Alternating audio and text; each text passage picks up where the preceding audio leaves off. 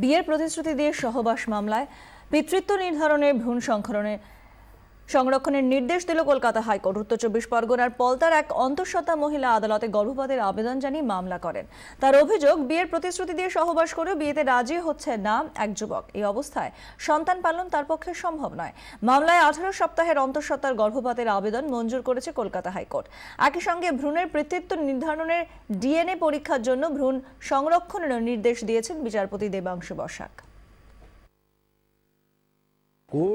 Court আজকে নির্দেশ দিয়েছে ভ্রূণটা স্টেট গভর্নমেন্টের কোনো হসপিটাল, স্টেট জেনারেল হসপিটালে চিফ মেডিকেল অফিসারকে, যে এর যে ভ্রূণটা আছে সেটাকে মেডিকেলি টার্মিনেট করে প্রিজার্ভ করা, সংরক্ষণ করা, যাতে এটা পরে ভবিষ্যতে ডিএনএ টেস্ট করা যায়।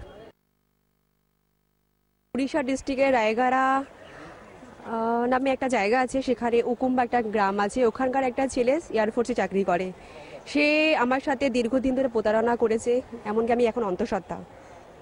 ঠিক আছে, সেই জন্য আমি হাইকোর্টের কাছে এসেছি যাতে ও উচিত শাস্তি পায়।